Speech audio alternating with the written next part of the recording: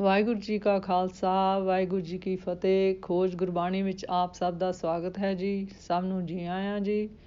ਅੱਜ ਦਾ ਵਿਚਾਰ ਜਪਜੀ ਸਾਹਿਬ ਦੀ 27ਵੀਂ ਪੌੜੀ ਹੈ ਜੀ। ਆਓ ਅਸੀਂ ਸਾਰੇ ਮਿਲ ਕੇ ਪਹਿਲਾਂ ਪੌੜੀ ਦਾ ਉਚਾਰਨ ਤੇ ਉਸ ਤੋਂ ਉਪਰੰਤ ਪੰਕਤੀਆਂ ਦੇ ਅਰਥ ਕਰਾਂਗੇ। ਸੋ ਦਰ ਕੇਹਾ ਸੋ ਘਰ ਕੇਹਾ, ਜਿਤਬੇ ਸਰਬ ਸਮਾਲੈ। ਵਾਜੇ ਨਾਦ ਅਨੇਕ ਅਸੰਖਾਂ, केते वावण हारे। केते राग भरई सो कईयन, केते गावण हारे। गावे तुदनो पौण पणी बैसंतर, गावे राजा धर्म द्वारे। गावे चित गुप्त लिख जाने, लिख लिख धर्म विचारे।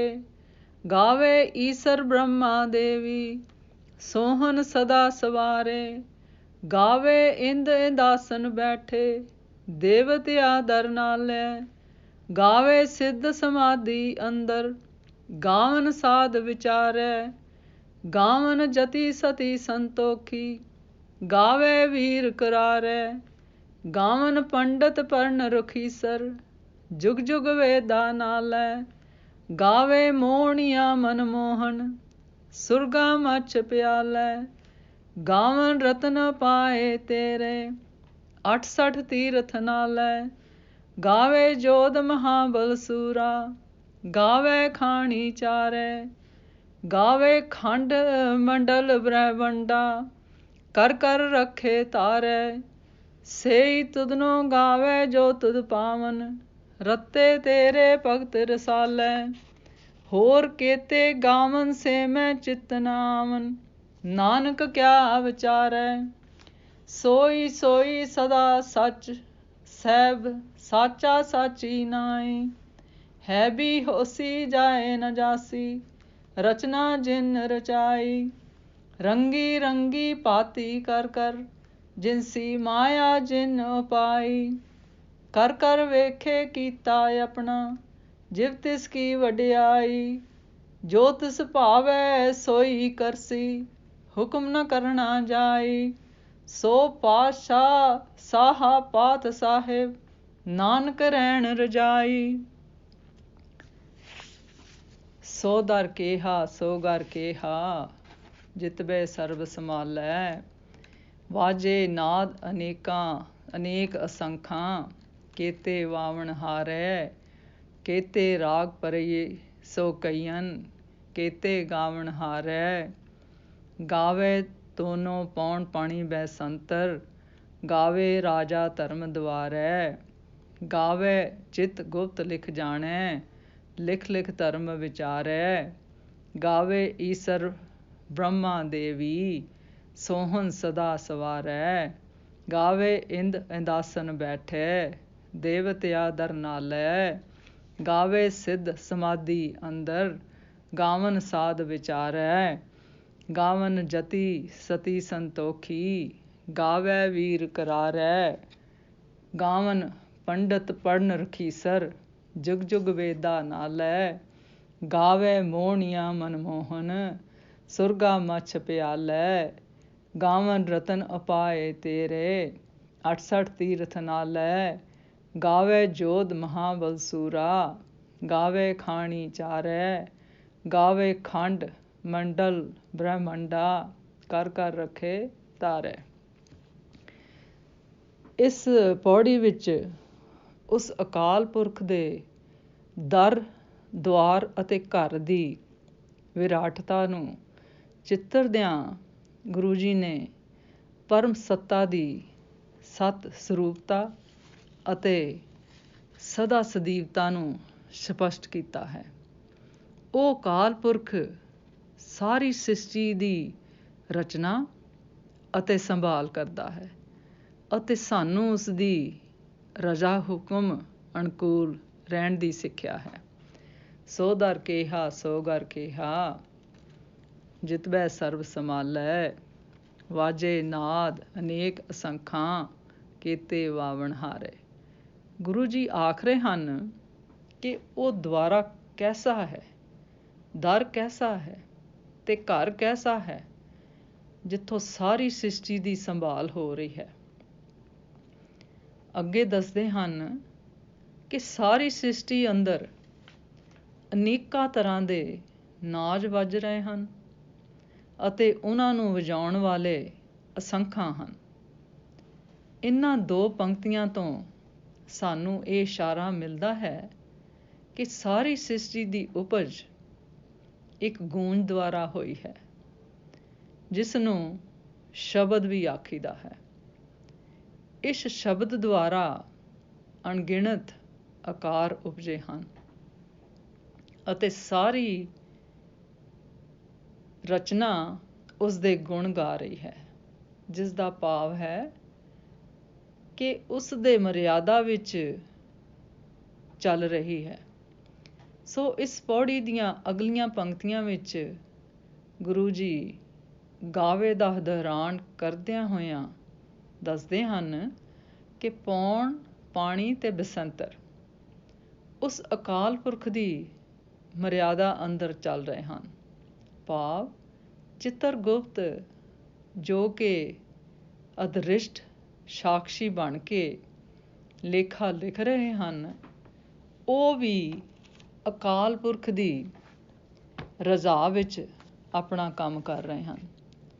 ਇਸੇ ਤਰ੍ਹਾਂ ਦੇਵੀ ਅਤੇ ਦੇਵਤੇ, ਜਿਸ ਤਰ੍ਹਾਂ ਕਿ ਈਸਰ ਯਾਨੀ ਕਿ ਸ਼ਿਵ, ਇੰਦਰ, ਸਾਰੇ ਉਸ ਅਕਾਲ ਪੁਰਖ ਦੇ ਗੁਣ ਅਤੇ ਗਾਣ ਕਰ ਰਹੇ ਹਨ।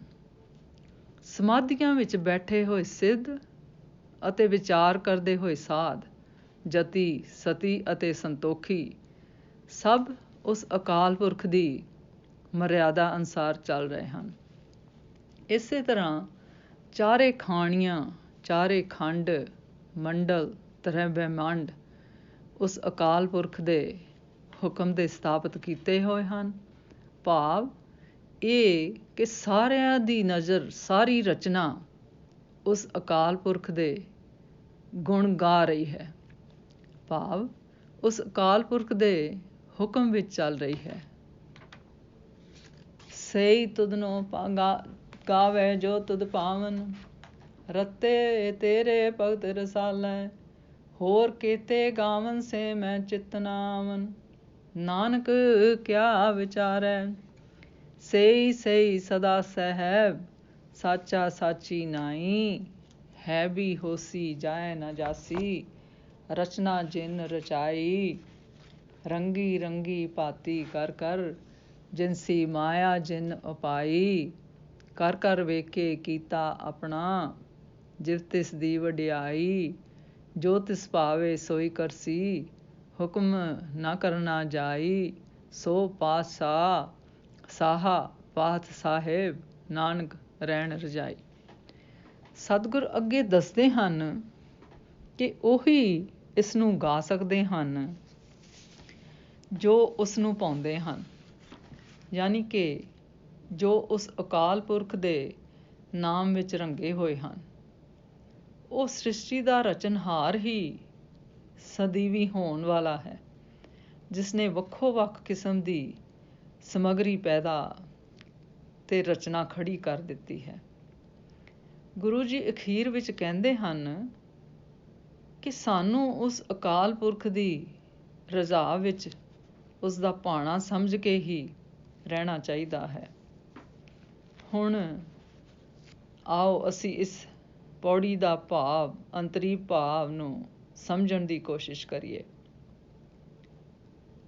ਇਸ ਵਿੱਚ ਵਰਤੀ ਹੋਈ ਸਾਰੀ ਸ਼ਬਦਾਵਲੀ ਸੁਰਤ ਦੀ ਉਸ ਅਵਸਥਾ ਵਾਸਤੇ ਵਰਤੀ ਗਈ ਹੈ ਜਿਹੜੀ ਸੁਰਤ ਪੰਜ ਪ੍ਰਵਾਨ, ਪੰਜ ਪ੍ਰਧਾਨ ਹੋ ਗਈ ਹੈ।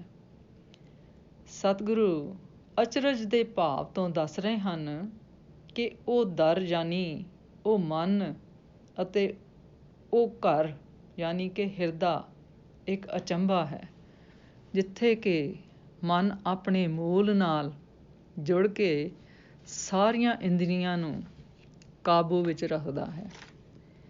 ਐਸੇ ਮਨ ਦੇ ਅੰਦਰੋਂ ਜੋ ਅਨੇਕ ਨਾਦ ਉੱਠਦੇ ਹਨ, ਯਾਨੀ ਕਿ ਵਿਚਾਰ ਅਤੇ ਭਾਵ ਹਨ, ਉਹ ਹੁਕਮ ਦੇ ਅਨੁਕੂਲ ਨਿਕਲਦੇ ਹਨ।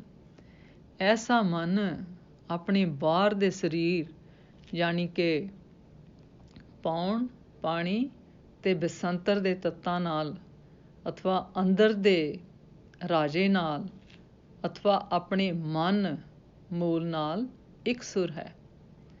ਐਸੇ ਮਨ ਦਾ ਲੇਖਾ ਮਿਟ ਜਾਂਦਾ ਹੈ, ਕਿਉਂਕਿ ਉਹ ਆਪਣੇ ਮਨ ਦੀ ਮਰਜ਼ੀ ਛੱਡ ਕੇ ਉਸ ਅਕਾਲ ਪੁਰਖ ਦੇ ਹੁਕਮ ਵਿੱਚ ਆ ਜਾਂਦਾ ਹੈ। ਇਹ ਮਨ ਗੁਰਦਾ ਬਰਮਾ ਪਾ ਕੇ ਅਤੇ ਦੈਵੀ ਗੁਣ ਅਖਤਿਆਰ ਕਰਕੇ ਇੰਦਰ ਦੇ ਸਿੰਘਾਸਨ 'ਤੇ ਬੈਠਾ ਸੋਭਦਾ ਹੈ, ਯਾਨੀ ਕਿ ਆਪਣੇ ਅੰਦਰ ਦੇ ਮੂਲ ਨਾਲ ਜੁੜਿਆ ਹੁੰਦਾ ਹੈ। ਐਸਾ ਮਨ ਸਿੱਧ ਅਤੇ ਸਮਾਧ ਦੇ ਅੰਦਰ ਯਾਨੀ ਕਿ ਅਕਾਲ ਪੁਰਖ ਨਾਲ ਇਕਸੁਰ ਹੋਇਆ ਹੁੰਦਾ ਹੈ। ਜਿਸ ਮਨ ਅੰਦਰ ਹਰ ਤਰ੍ਹਾਂ ਦੇ ਵਿਕਾਰ ਉੱਠਦੇ ਸਨ ਅਤੇ ਇਸ ਨੂੰ ਖੱਜਲ ਕਰਦੇ ਸਨ, ਉਸ ਅਕਾਲ ਪੁਰਖ ਅੱਗੇ ਸਮਰਪਿਤ ਹੋਣ ਤੋਂ ਬਾਅਦ ਉਸਦੇ ਹੁਕਮ ਦੀ ਰਜਾ ਵਿੱਚ ਆ ਗਿਆ ਹੈ।